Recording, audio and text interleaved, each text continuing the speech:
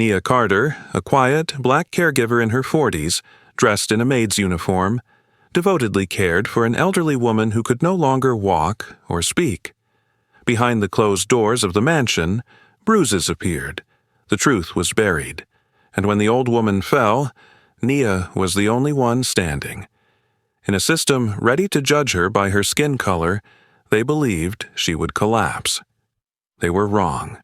Before we begin, let us know in the comments, where are you watching from today? And if you believe that justice always rewards the right people, then this story is for you. A thin rain drifted over Charleston, South Carolina, the kind that didn't fall so much as hover, mist beating on magnolia leaves and softening the edges of the old streets.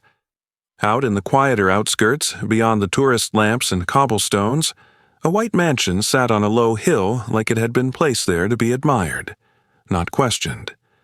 The driveway curved through live oaks hung with Spanish moss, and the air smelled of damp earth and salt from a distant tide. Nia Carter arrived with one suitcase and a resume folded so neatly it looked like she'd ironed it. Nia was 42, a black woman with a calm face that didn't give away what she'd survived.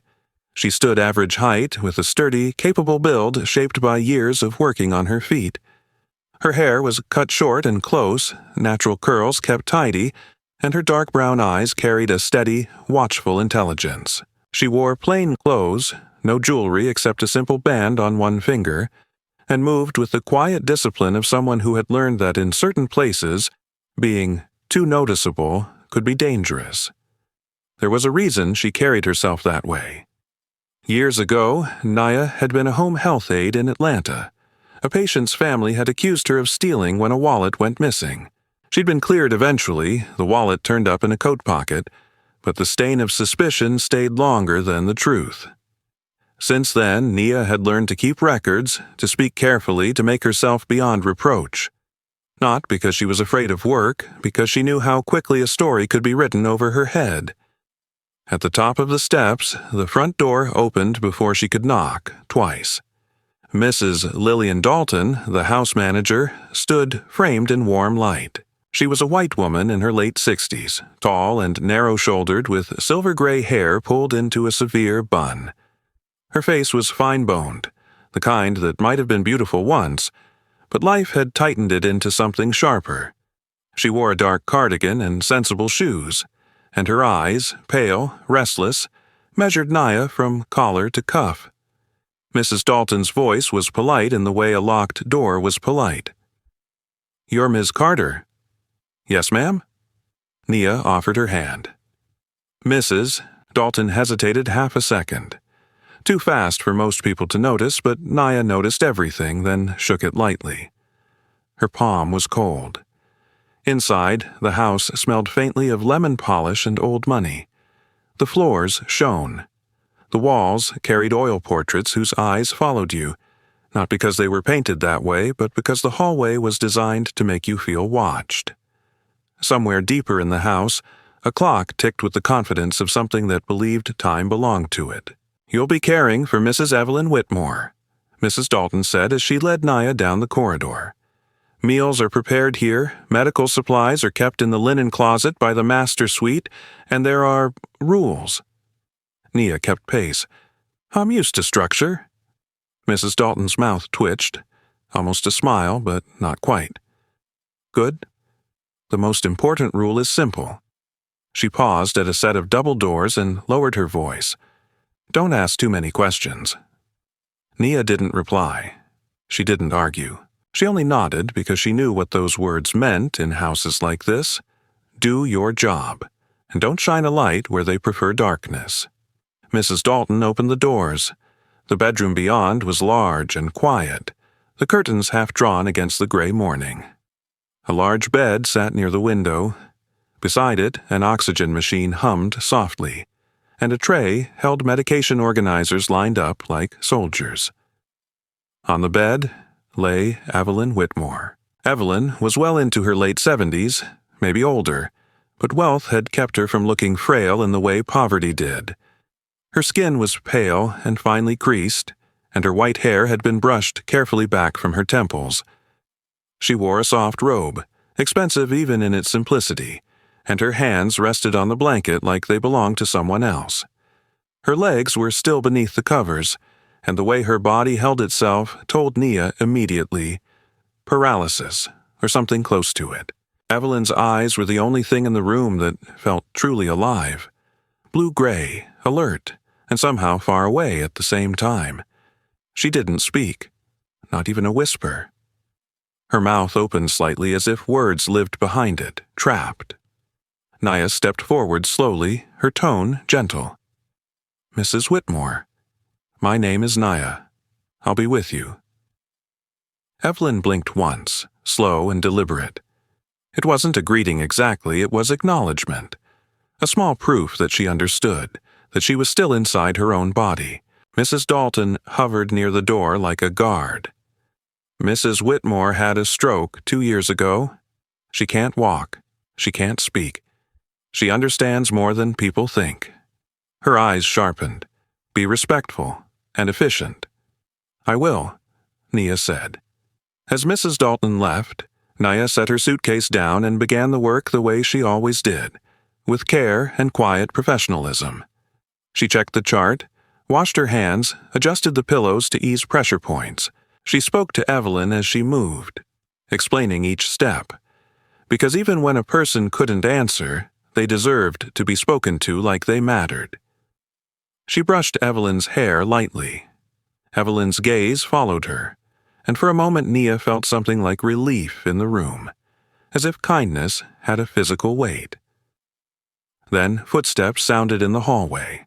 They were heavy, impatient, and familiar in the way trouble always was, like it announced itself before it arrived. The door opened without a knock. Trent Whitmore walked in like the house belonged to him and everyone in it was optional.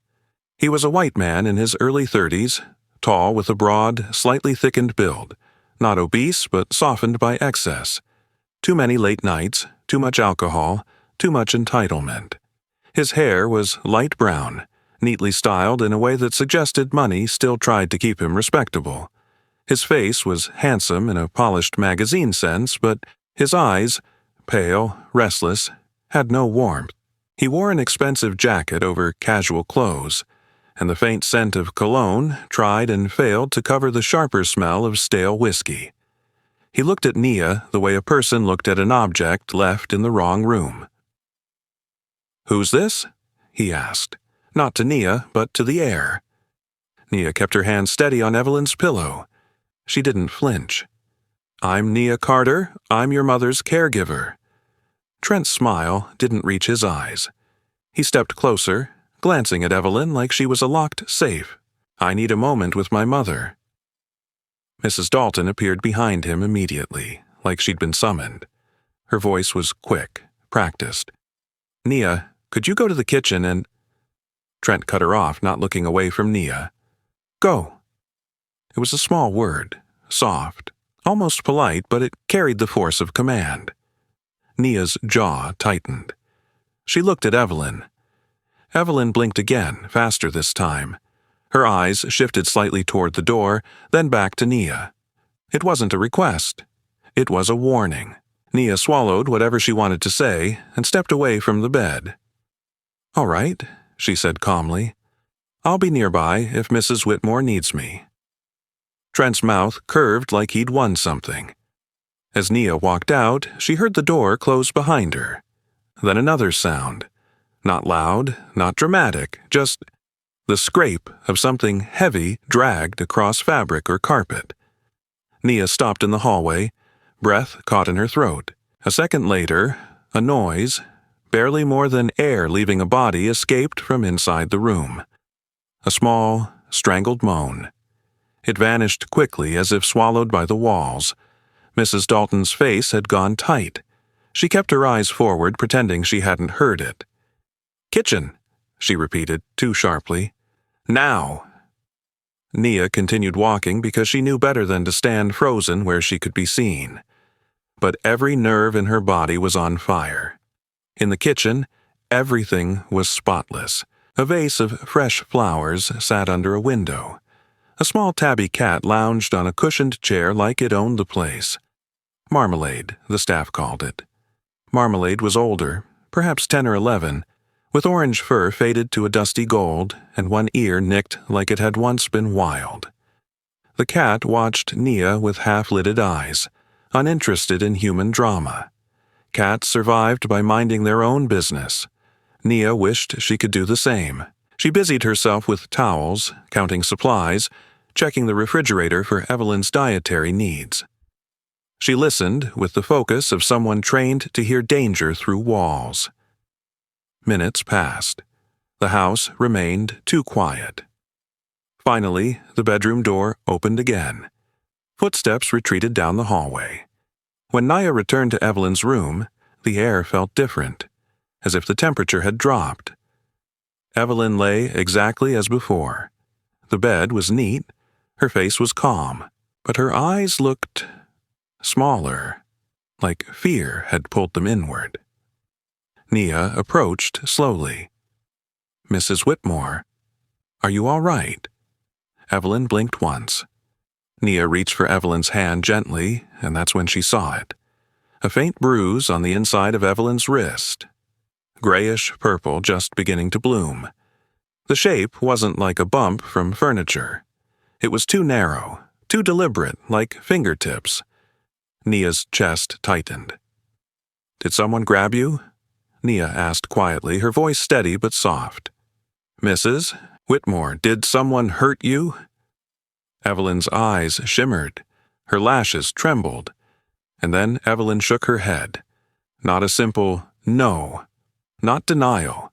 It was the desperate headshake of someone begging, "Please don't make me say it." Nia stared at her for a long moment, a war happening behind her own eyes. She wanted to call someone, she wanted to demand answers. She wanted to pull the curtains wide open and let the world see what was hiding in this expensive, polished room. But she also knew the reality of this world. A black woman in a maid's uniform accusing a rich white man in his family home? Without proof? That wasn't just a claim. It was a trap. And she could already see the story they would tell. Nia lowered her gaze and squeezed Evelyn's hand gently. "Okay," she whispered. "I won't push. But I'm here, and I'm paying attention." That night, the rain returned. It tapped on the window like a persistent question. Nia sat in the small room the staff had given her. Clean, simple, with a narrow bed and a dresser. She wrote notes in a pocket journal.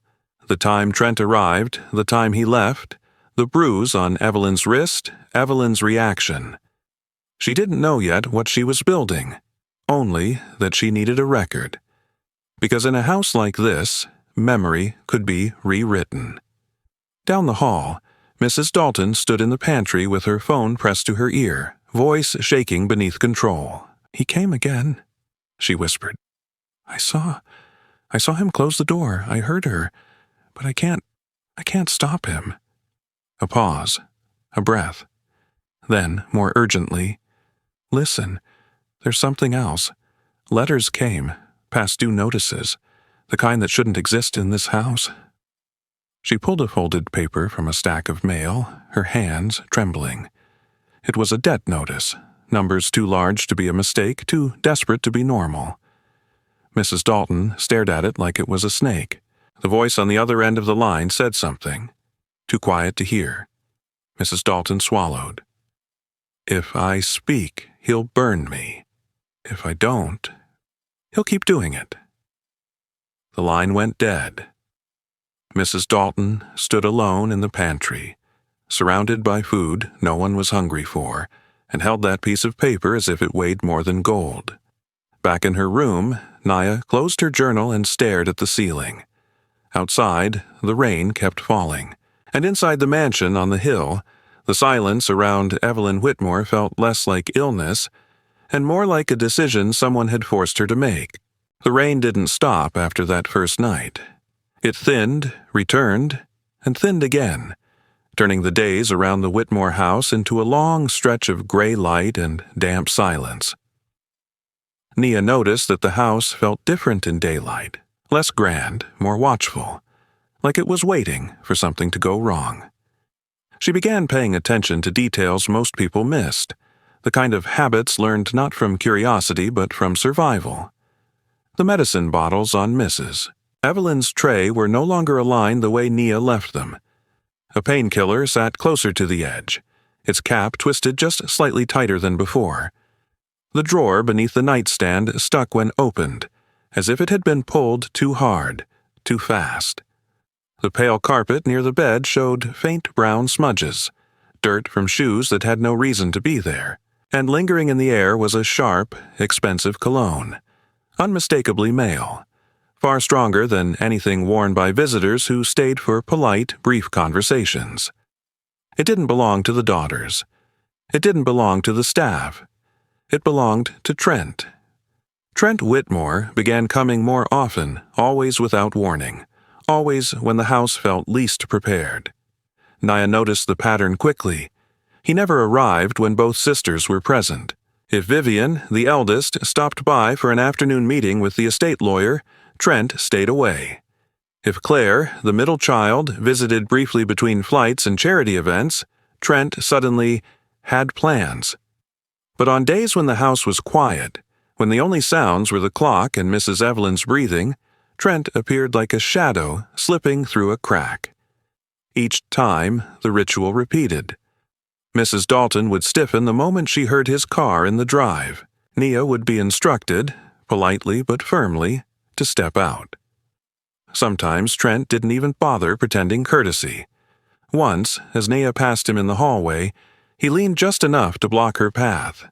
His smile was lazy, practiced. "You know your place, right?" he said, voice low enough to keep it between them. Nia met his eyes for a brief second. She didn't glare. She didn't challenge him. She simply stepped back, letting him pass because she understood something Trent never would. Restraint wasn't weakness. It was control. But control had a cost. Nia felt it in her shoulders, in the tightness of her jaw, in the way her body stayed braced even when nothing was happening. She had learned long ago that danger didn't always announce itself with noise. Sometimes it arrived with confidence. One afternoon, while the rain tapped softly against the windows, Nia helped Mrs. Evelyn bathe. The old woman's body felt lighter than it should have, fragile in a way that made Nia careful with every movement. As she lifted Evelyn's arm to wash beneath it, her breath caught. There was a new bruise on the upper arm, darker than the one she'd seen before. This one was fresher, the edges swollen, the color deep purple fading toward blue. It wasn't the kind of mark left by a fall. It was the kind left by a grip. Nia closed her eyes for a moment, steadying herself. "Mrs. Evelyn," she said quietly, keeping her voice calm. "I need to ask you something, and you don't have to speak." Evelyn's eyes followed Nia's face, alert now, fearful. "If Trent did this," Nia continued, "just blink once." The room seemed to hold its breath. Evelyn's lashes fluttered. Her eyes filled with tears. For a moment, Nia thought she would blink. Instead, Evelyn shook her head again. It was a small movement, but it carried the weight of a choice. Nia understood it instantly. Evelyn wasn't denying the truth. She was protecting it. From exposure, from consequences, from herself. Nia's chest ached. "You're protecting him," Nia whispered more to herself than to Evelyn. "Even if it hurts you." Evelyn's eyes closed. A tear slid down the side of her face. That night, Nia didn't sleep much. She replayed every interaction in her mind, every sound she'd heard behind closed doors. She thought about the bruise, about the way Evelyn's body had flinched when the hallway creaked earlier that day. And she thought about the world beyond the mansion, about how easily her concern could be twisted into accusation. Across town, in a modern office overlooking the harbor, Vivian Whitmore stared at her laptop screen with a growing sense of unease. Vivian was in her late 40s, tall and sharply dressed, her posture confident in the way of someone who had built a career by being decisive. Her dark blonde hair was cut into a precise bob, and her expression rarely softened, even with family. An email from the bank glowed on the screen. Unusual withdrawal activity detected from Whitmore Family Trust. Vivian scrolled through the details. 6 figures. Multiple transactions. All approved electronically. Her first instinct was irritation. Her second was fear. She picked up her phone and called Claire. Claire Whitmore, younger by 5 years, answered from an airport lounge. Claire was slender, stylish, and perpetually tired, the exhaustion of someone who wanted to believe the best in people even when experience warned otherwise. "Viv," Claire sighed, "I'm boarding in 10 minutes." "Have you authorized any withdrawals from the trust?" Vivian asked. "No, why would I?" Vivian hesitated. "I think Trent's doing something." There was a pause on the line. "You always think that." "Not like this," Vivian replied. "These are large amounts, and they line up with dates he's been at the house." Claire exhaled slowly. "He's reckless, not criminal." "Those aren't mutually exclusive," Vivian said quietly. After the call ended, Vivian made a decision she hadn't wanted to make. She contacted Mark Ellison, a financial investigator known for discretion. Mark was a man in his early 50s, average height, with thinning hair and a habit of listening more than he spoke. Years of uncovering fraud had given him a patient, almost gentle demeanor, but his eyes missed nothing. "I want you to trace the trust," Vivian told him. Quietly. Back at the mansion, Nia reached a breaking point.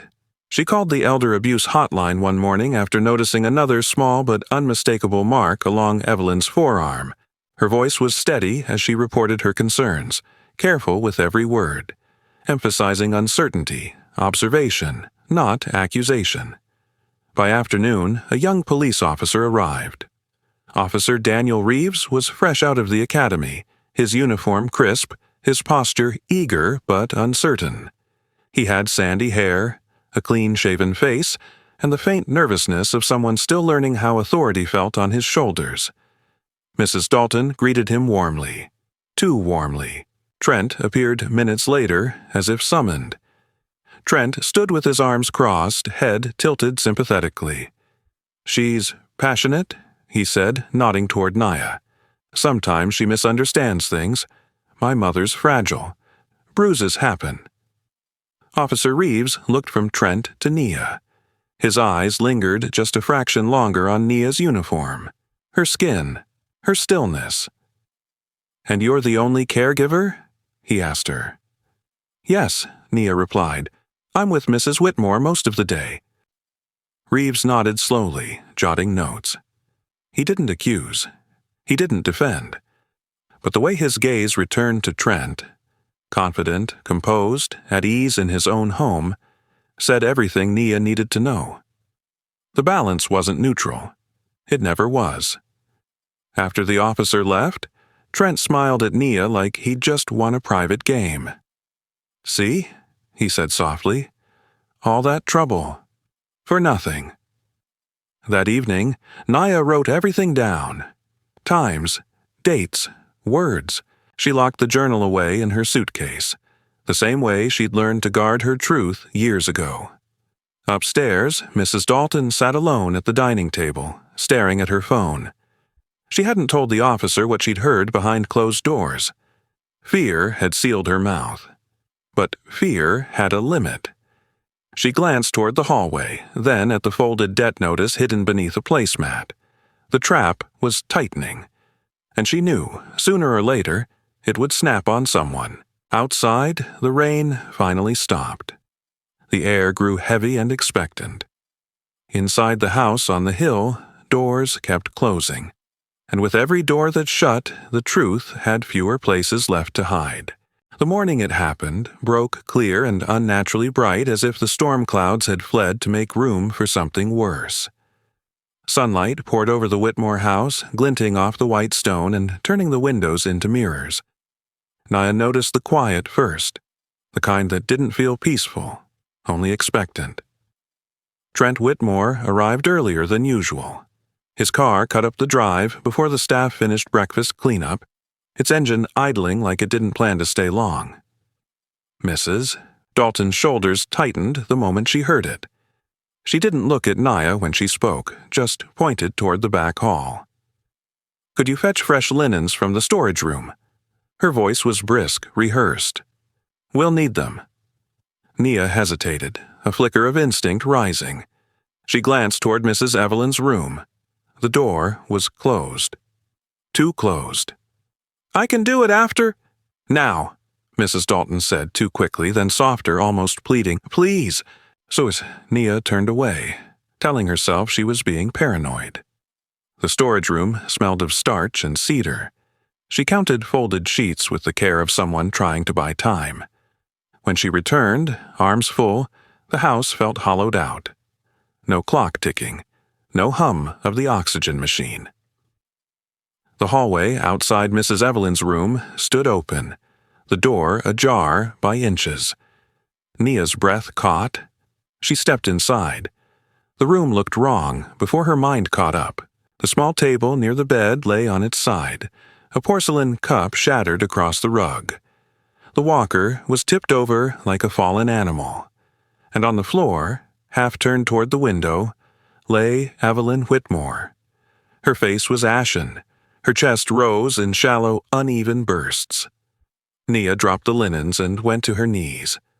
"Mrs. Evelyn," she said, voice breaking despite herself. "I'm here. I'm here." Her hands moved automatically, checking airway, feeling for a pulse, reaching for the emergency call button by the bed. She pressed it hard, then fumbled for her phone.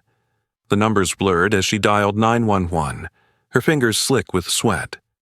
She spoke clearly anyway, the way training and fear sometimes sharpen the same edge. Within minutes, footsteps thundered down the hall. Trent appeared in the doorway like he'd been summoned by the sound of panic. His eyes widened theatrically. His hands flew to his head. "Oh my God!" he shouted. "What did you do to my mother?" The words landed like a blow. Nia stared up at him, stunned. She opened her mouth, but the sirens were already screaming up the hill, drowning out anything she might have said. Paramedics rushed in, efficient and impersonal. They lifted Evelyn onto a stretcher, calling out vitals, moving past Nia as if she were part of the furniture. Trent hovered, red-eyed, shaking, playing grief with astonishing precision. He clutched a medic's arm, whispered apologies to the air, blamed shock. At the hospital, everything fractured into white corridors and clipped questions. Evelyn was rushed into surgery, unconscious. Nia was led into a small room and asked to wait. Minutes stretched, then hours. Finally, a uniformed officer entered. Not Reeves this time, but Sergeant Paul Kramer, a stocky man in his late 40s with thinning hair and a permanent crease between his brows. His expression held the tired certainty of someone who believed he'd seen every version of this story before. "We need a statement," Kramer said, sitting across from her. "Start from when you entered the room." Nia told the truth. She told it slowly, carefully, the way she'd learned to. She explained the linens, the open door, the fallen walker, her call to emergency services. Kramer nodded along, but his pen never stopped moving. Trent's statement came next. Nia didn't hear it, but she saw the effects immediately after. The way the officer's posture shifted, the way questions sharpened. "He says you were alone with her," Kramer said eventually, "that you've been agitated lately." "That's not true," Nia replied. "I've reported concerns before. I called the hotline." Kramer glanced at his notes. "He says you don't like his mother." Nia let out a small, disbelieving breath. "I've taken care of her like she was my own." "There's a witness," Kramer added. The witness turned out to be Caleb Moore, the gardener. Caleb was a thin man in his early 30s, sun-darkened skin, hands always stained with soil. He avoided Nia's eyes as he spoke, his voice low. He claimed he'd heard raised voices days earlier. A disagreement. He didn't say what was said. He didn't say when exactly, he only said it happened. Nia understood immediately. Caleb had a wife and a child. A paycheck. Fear made people pliable. By nightfall, the decision had been made. Nia was handcuffed quietly, almost gently, as if courtesy could soften the meaning. The metal bit into her wrists anyway. She didn't cry. She didn't scream. She walked because she refused to be dragged. Outside, the air had turned cold. Reporters were already gathering, phones raised like weapons. Someone shouted a question. Another shouted an accusation. Nia kept her eyes forward. By morning, the headline had written itself. Caregiver suspected in assault of elderly millionaire. The comment sections filled faster than facts ever could. Across town, Mark Ellison sat in his office, staring at his screen as the news alert popped up. He recognized the address instantly. His jaw tightened. He called Vivian. "I was afraid of this," he said. "There's fraud here, clear patterns, but we need something undeniable. Something that doesn't rely on believing the right person." Vivian stood on her balcony overlooking the water. Phone pressed to her ear, the horizon blurring. "Then find it," she said. "Whatever it takes." Back at the Whitmore house, Mrs. Dalton sat alone at the dining table long after midnight. The house felt cavernous without Evelyn's presence, like a shell stripped of its center. Marmalade. The cat jumped onto a chair, circled twice, and settled with a sigh. Animals knew when something was wrong. "Mrs.?" Dalton stared at the folded debt notice in her hands. She thought of the bruise she'd glimpsed weeks earlier, of the sound behind closed doors, of Nia's quiet diligence. She folded the paper smaller, then smaller still, as if that could shrink the danger it represented. Her hands shook. In a holding cell downtown, Nia sat on a narrow bench, back straight, eyes closed. The room smelled of disinfectant and despair. She pressed her wrists together, feeling the echo of the cuffs. She thought of Evelyn's eyes, of the blink that never came, of the way love could be twisted into a weapon. And somewhere between the cold wall and the buzzing fluorescent light, Nia understood something with frightening clarity. This fall had been planned, and she had been meant to take it. The court date came faster than anyone expected, as if the system itself were in a hurry to finish the story before too many questions were asked. The Charleston County Courthouse stood gray and imposing under a pale sky, its stone steps already crowded with cameras and curious onlookers. Inside, the air smelled faintly of paper, polish, and judgment. The prosecution moved first, confident and efficient. Their case was simple by design: a dissatisfied caregiver, an elderly, defenseless millionaire. A fall, a bruise, motive implied, proof unnecessary. The prosecutor, Elaine Porter, was a woman in her mid-50s, tall and sharply dressed, her dark suit pressed into crisp authority. Her hair was pulled back tightly, her voice measured and firm. She spoke as if she were explaining something obvious to a room full of people who already agreed with her. "This is not a complicated case," Porter said, pacing slowly. "It is about trust betrayed, about anger misplaced, about a woman who resented her position and took it out on someone who could not defend herself." Nia listened without reacting. She sat at the defense table in a borrowed blouse, her wrists still marked faintly where the cuffs had been. Her hands trembled despite her effort to keep them still, but her back remained straight. Years of surviving quiet accusations had taught her one thing: never give them the satisfaction of seeing you collapse. The judge, Harold Whitaker, an older white man with thinning hair and a tired habitual frown, peered down at her over his glasses. His expression was neutral, but neutrality itself felt heavy. When asked if she intended to hire counsel, Nia's voice was steady. "Yes, Your Honor." A murmur rippled through the courtroom. Most people assumed they knew how this part would go. A public defender with too many cases and too little time. A plea deal. A quiet ending. Then the courtroom doors opened. Malcolm Hayes walked in without urgency, yet every step commanded attention. He was a black man in his late 40s, tall and lean, his posture relaxed but purposeful. His suit was dark and simple, tailored without flash. His face carried lines earned from years of argument and endurance, and his eyes, sharp, observant, held the calm of someone who did not fear rooms like this because he had fought in worse. Whispers spread instantly. Malcolm Hayes was known. Civil rights cases, wrongful convictions. The kind of lawyer who made prosecutors uncomfortable because he asked questions they preferred buried. Malcolm took the seat beside Nia and leaned in slightly. "I won't promise you a miracle," he said quietly, "but I will promise you this. We will not let them tell your story without you." In a private meeting room, Malcolm spoke plainly. He warned her not to expect fairness to arrive on its own. "They're not just judging what happened," he said. "They're judging how you look, where you come from, what they think a woman like you is capable of. We have to be better than their assumptions." When court resumed, Malcolm went to work dismantling the neat narrative piece by piece. He called the medical examiner first. Dr. Samuel Reed, a thin man with graying hair and nervous hands, testified about Mrs. Evelyn's injuries. Under Porter's questioning, the bruises were presented as consistent with a fall. Under Malcolm's, the truth widened. "These bruises," Malcolm asked calmly, holding up a photo, "did they all occur at the same time?"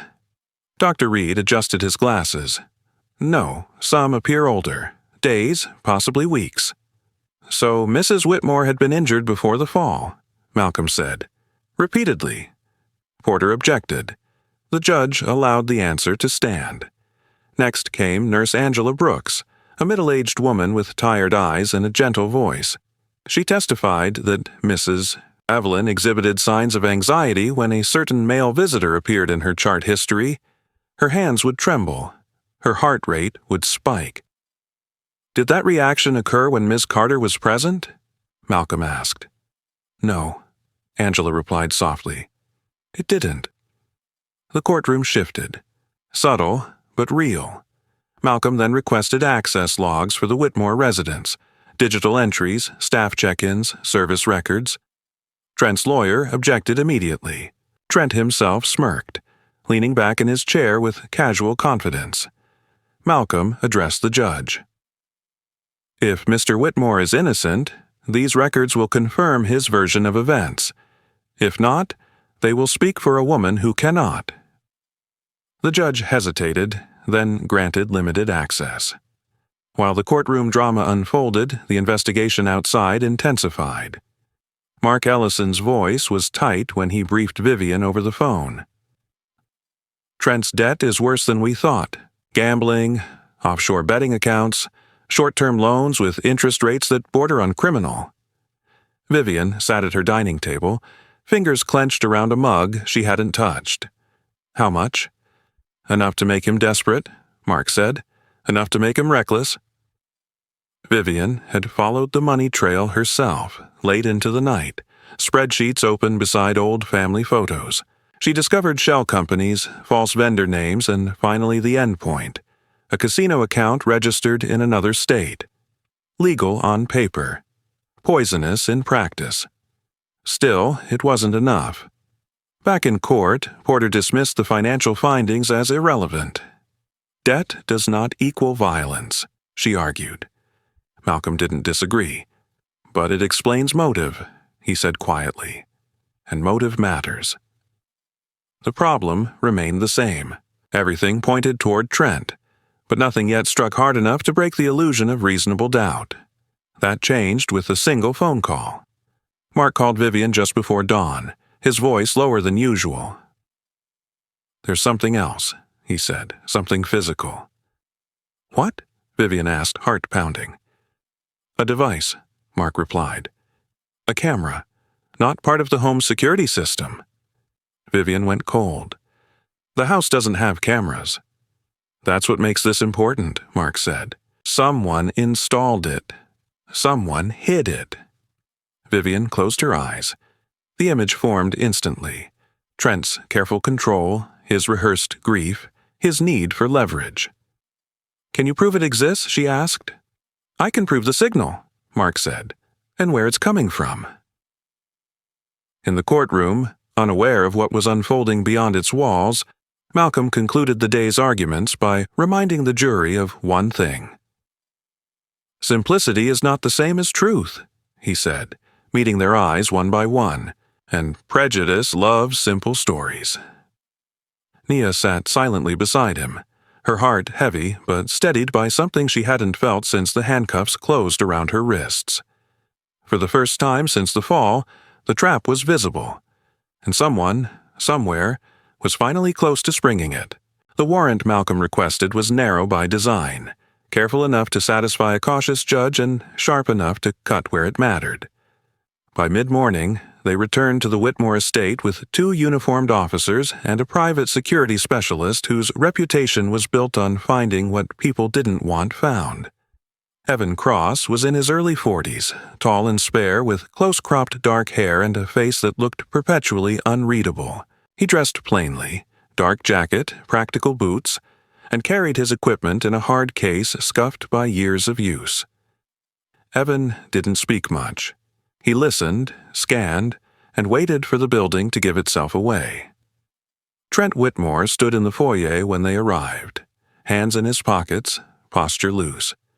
He wore a light sweater and slacks, casual confidence wrapped around him like a shield. His calm was too complete, the kind that came from rehearsed certainty rather than innocence. "Feel free," Trent said, gesturing toward the hallway. "You won't find anything." Mrs. Dalton hovered near the stairs, thinner than ever, her shoulders drawn inward. Marmalade the cat watched from the banister, tail flicking once, then settling again, as if even animals sensed the pressure in the air. Evan began with a passive scan, sweeping the house with a handheld detector that hummed softly. The first pass revealed nothing. He moved methodically. Walls, vents, corners, patient as erosion, the officers waited.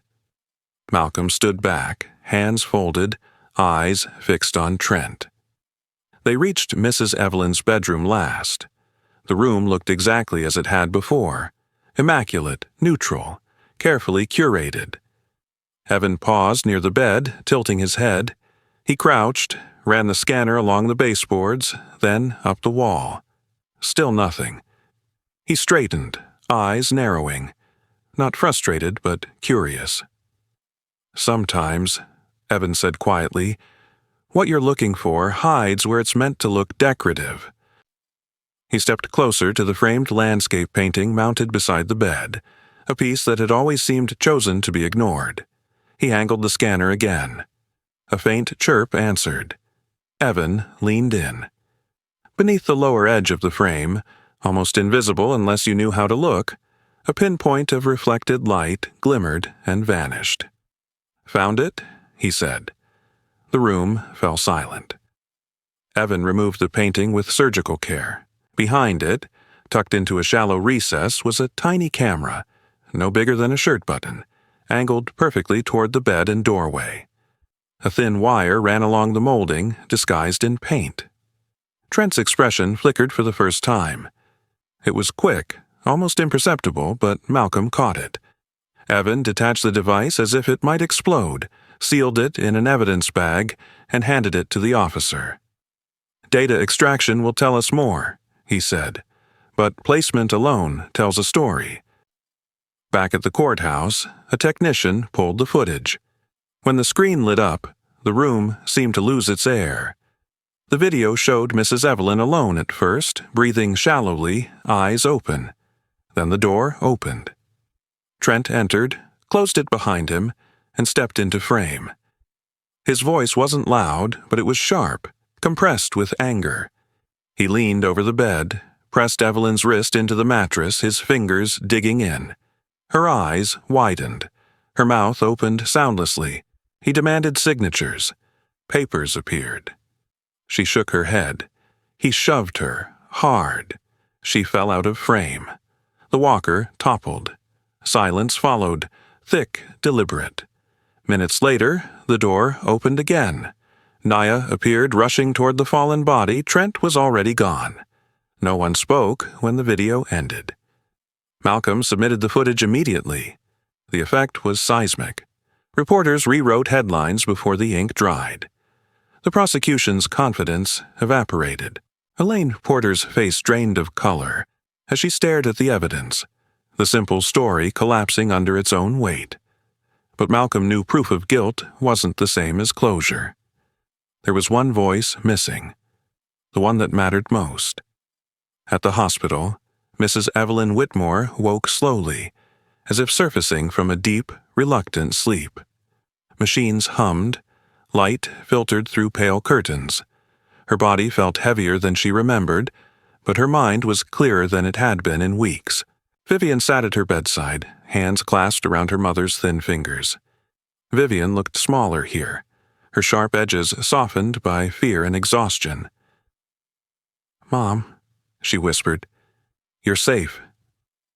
Evelyn's eyes moved, searching. Vivian swallowed, steadying herself.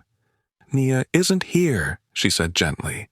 "She's been held because of what Trent did." Evelyn's breath hitched. Vivian leaned closer, voice breaking despite her effort to stay composed. "If you don't speak now, the wrong person will pay for your silence. I know you love him. I know. But this is killing someone else." Evelyn stared at the ceiling, at nothing and everything. Memories pressed in, a lifetime of protecting a child who never learned to stop taking. Money used like a salve for guilt. Silence mistaken for mercy. Her throat tightened. Pain flared. Not just physical, but moral, sharp and undeniable. Her lips trembled. Air scraped past them. "Trent." The word was barely audible. It took everything she had to form it.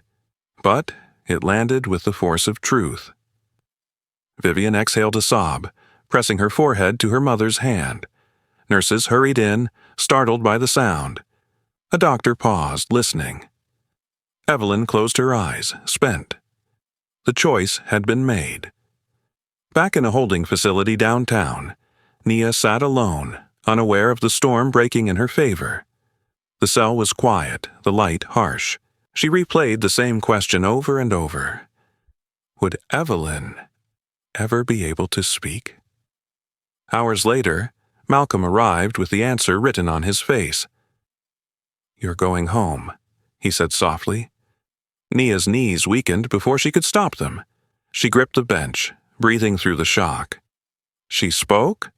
Malcolm nodded. "She said his name." Nia closed her eyes, a single tear tracing down her cheek, not for victory, but for the cost of it, for a woman who had carried silence like a sentence and finally laid it down. Outside, the city buzzed with the sound of correction. Retractions, apologies, outrage redirected. Inside the Whitmore house, Mrs. Dalton sat at the dining table, staring at an empty chair, understanding at last that looking away had only sharpened the blade. And in a quiet hospital room, a woman who had not spoken for years had chosen truth over protection, ending one lie and beginning another story altogether. The courtroom felt different the second time. Quieter, heavier, as if everyone inside sensed that the story they thought they understood was about to be rewritten. Malcolm Hayes stood before the jury, remote in hand, his posture relaxed but exact. Nia sat behind him, hands folded, her breathing slow and deliberate. She wore the same borrowed blouse, but something in her face had changed.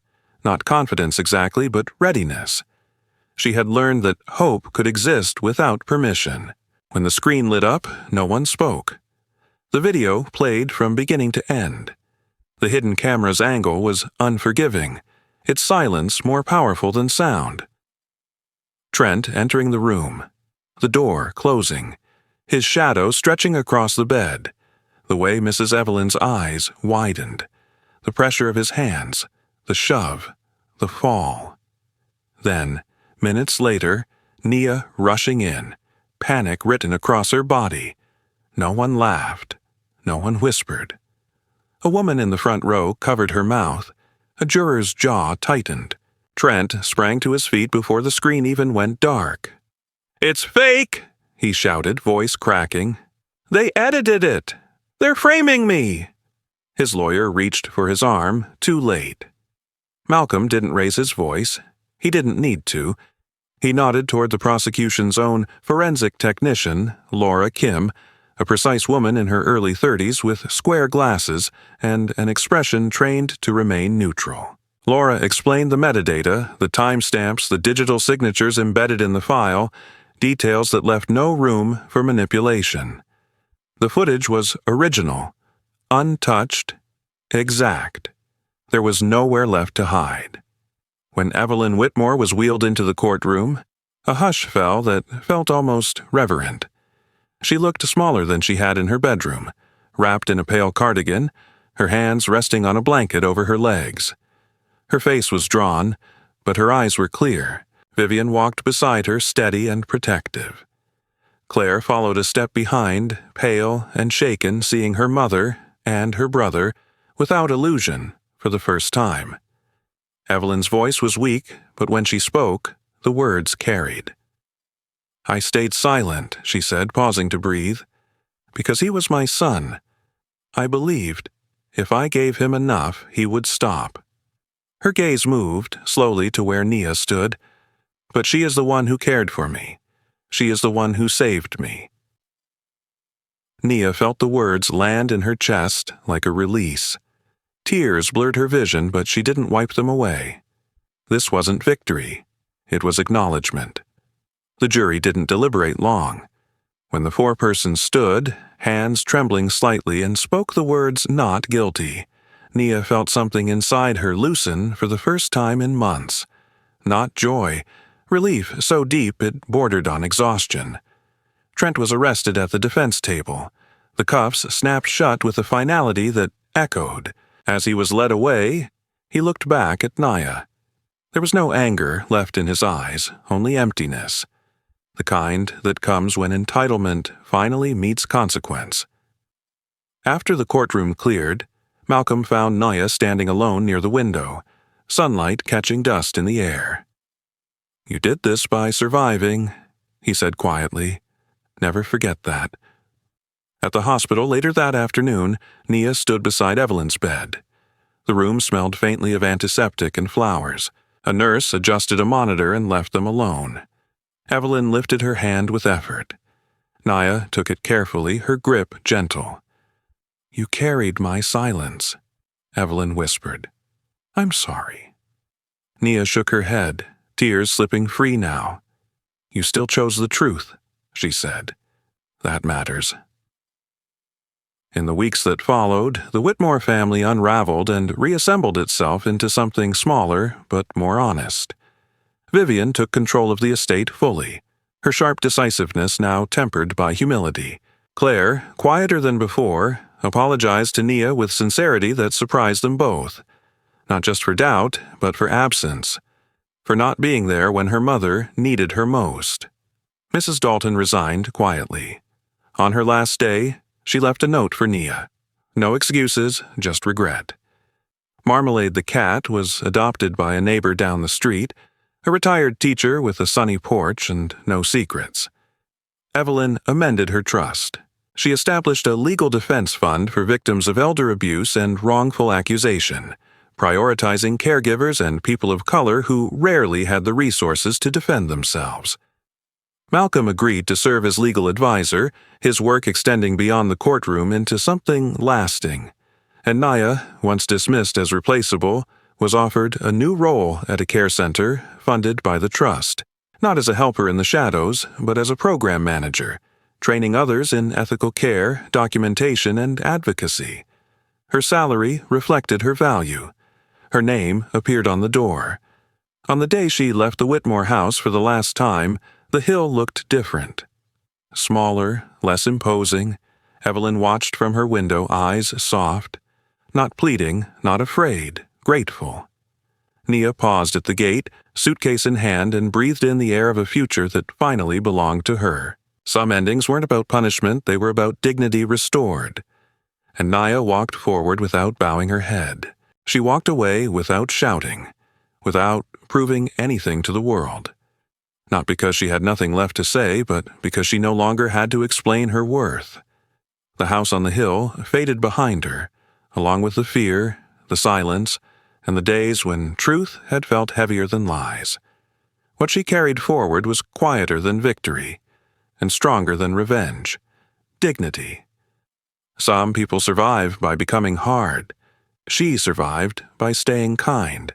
And that is what stayed with everyone who watched her leave. Not the trial, not the headlines, but the simple, almost invisible courage of a woman who chose to care when it would have been easier to look away. If you have ever been misunderstood, judged, or asked to carry a burden that was never yours, this ending is for you. You may not be seen right away, you may not be defended when you should be, but goodness has a way of leaving fingerprints on the world. And one day, quietly, unmistakably, the truth will call your name.